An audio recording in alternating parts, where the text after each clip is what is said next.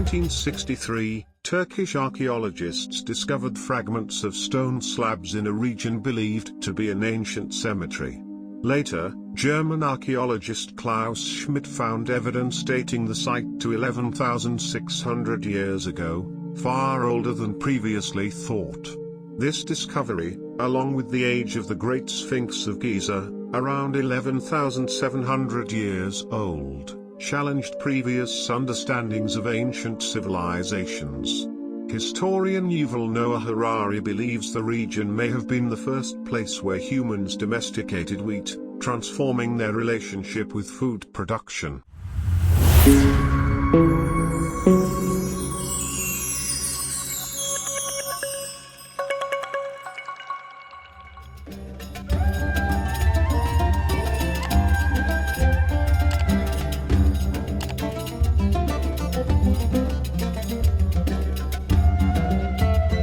In the year 1963 AD, Turkish archaeologists were conducting excavations and investigations in a region of Turkey believed to be of historical significance.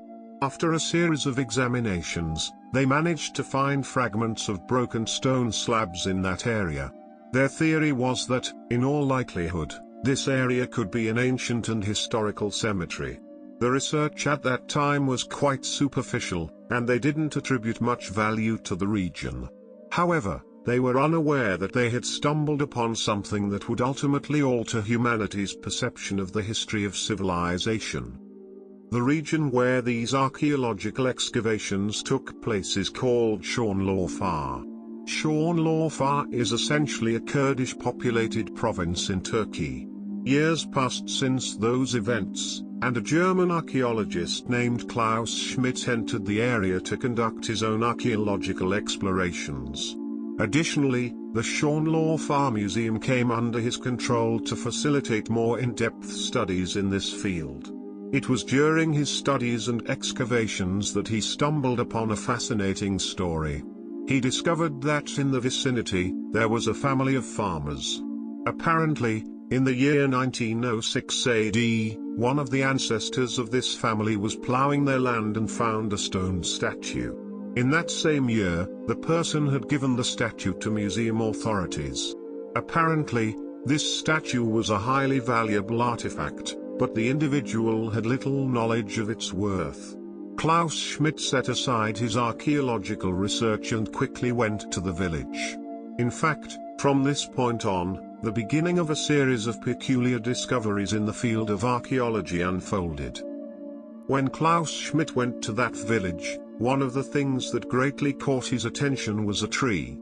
He observed that the branches of this tree were adorned with numerous ribbons and pieces of cloth, colloquially described as stakil. Klaus Schmidt's wife was also Turkish and could communicate with the locals. The people of that region told him that this tree performed miracles and was highly sacred to them. However, they were uncertain about its history and didn't know exactly when this phenomenon began. They believed that by tying these ribbons, their wishes would be granted. Whenever their wishes came true, they would bring a cow or sheep and sacrifice it at the base of the tree. The story went that mostly women unable to conceive would visit the tree and tie ribbons as a form of supplication. Klaus Schmidt conducted his research in that area and came across a series of stones with carved images of a woman holding a child. He delved into the idea that this tree likely had ancient roots, and the concept of fertility rituals might have ancient origins as well. That is, in the past, individuals may have come to trees like this one, or possibly other trees, to conceive. This practice could have been passed down from generation to generation among the locals. In 2007 AD, Klaus Schmidt returned to the site with a German archaeological team to further expand his research. He arrived at a conclusion that strongly suggested the presence of a cultic worship site. The exact age of these artifacts wasn't precisely determined, but there were stone slabs discovered with images of snakes, foxes, pigs, and other animals carved onto them. The name of that archaeological site was Göbekli Tepe. Yuval Noah Harari, the author of the book Sapiens, A Brief History of Humankind, refers to this area in his famous work. Mr. Harari believes that this region is the first place where humans were able to domesticate wheat and produce food from it. The story goes back to humans, who were in the process of building that sanctuary and those massive sculptures. Mr. Harari believes that these humans worked to create these sculptures and had a need for food. Out of this need, wheat was domesticated by the people of Shorn-Lor-Fa, and from it, food was prepared to sustain these humans and laborers. Until then, it seems that humanity had not been able to access the power of wheat. In the vicinity, in the city of Diyarbakir, there is also a belief that it was the first city where animals were domesticated and utilized for human purposes, such as pigs, cows, horses, or sheep. Shorn-Lor-Fa, on the other hand, is recognized as a sacred city.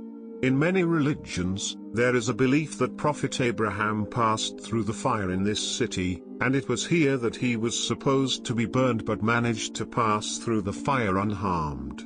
For this reason, for individuals with religious beliefs, Shorn-Lor-Fa is considered a religious city. In the year 2019, solely for the purpose of seeing these archaeological excavations, 412,000 people from various parts of the world entered this area. The stone structure is composed of large stones arranged vertically in a circular pattern on the ground. The length of these stones ranges from 3 to 6 meters, each weighing tens of tons. On each standing stone, another large stone is placed, creating a T-shaped structure.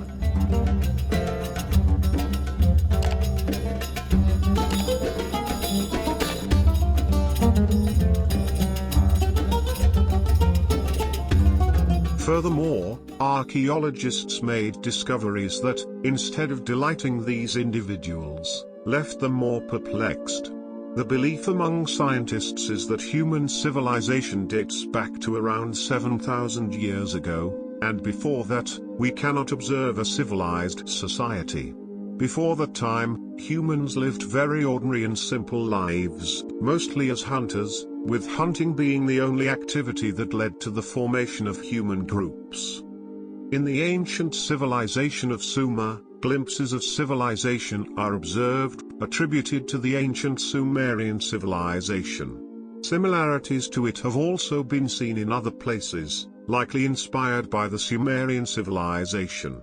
However, what was discovered at Göbekli Tepe completely changed the perspective of scientists because the construction date of the site was attributed to 11,600 years ago, much earlier than previously thought. Similarly, the Great Sphinx of Giza, said to be created 11,700 years ago, had a similar impact on the understanding of ancient civilizations. A considerable number of archaeologists couldn't categorize this statue as a human-made structure. They believed that the Great Sphinx of Giza is a superhuman artifact and doesn't seem to be of human origin. However, when the discoveries at Göbekli Tepe occurred, archaeologists juxtaposed the two and realized that these structures were closely related in terms of their construction time. Göbekli Tepe was an area where hunters and early humans gathered. For this reason, the theory emerged that, apparently, these individuals could create colossal sculptures. Therefore, this theory was also considered for the Great Sphinx of Giza, suggesting that, in all likelihood, this statue was also crafted by early hunters.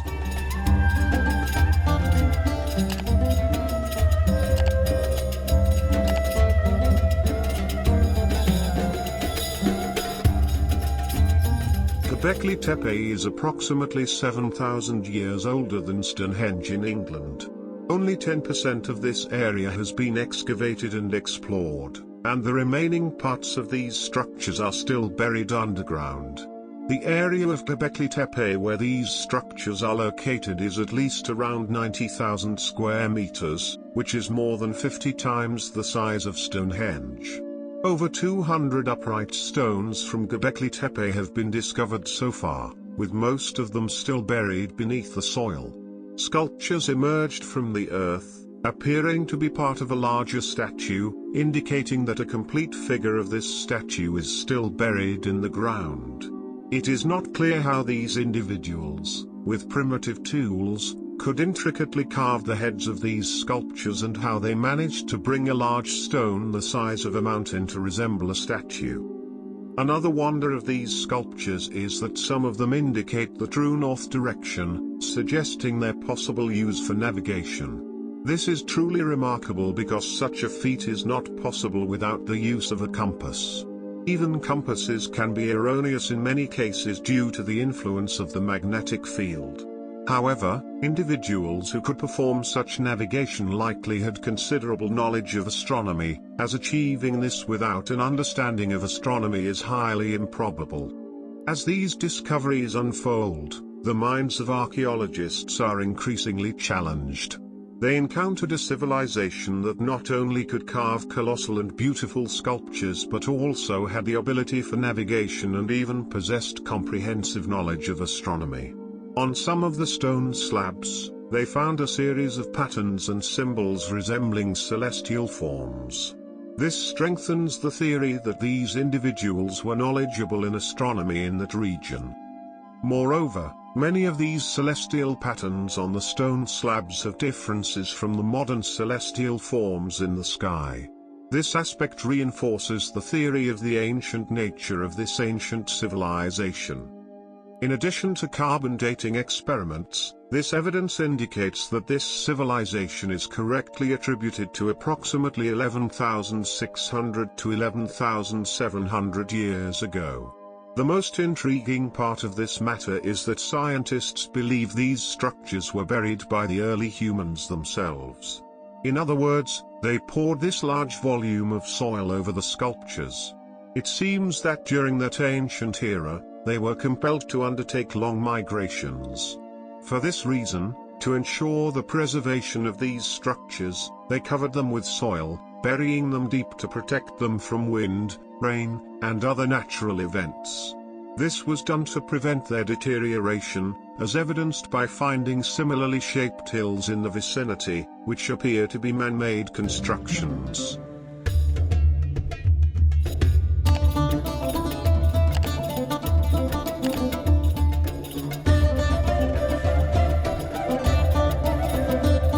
This situation raises more questions in the minds of scientists. Scientists believe that Göbekli Tepe is an unknown ancient civilization, unlike any other civilization from ancient times. The hypothesis of scientists is that, in all likelihood, there was a region in the vicinity where advanced people were present, and natural events forced them into involuntary migration. For this reason, they came to the Göbekli Tepe region and sought refuge among the hunters. There, the hunters were skilled in sculpture, working with stone, and using primitive tools. The migrants could learn to domesticate animals, engage in agriculture, and establish an advanced society in the area.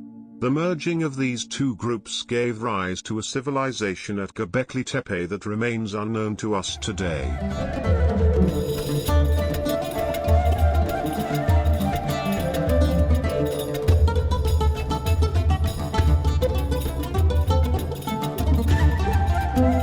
If you enjoyed this video, do not forget to like it, and share it with your friends. Do not hesitate to provide your view regarding this video by putting your comments below. Your comments would help us to improve our work, and also, they help us to take your views into account for the future topics that we select. Furthermore, you can subscribe to our channel to become aware of our new videos.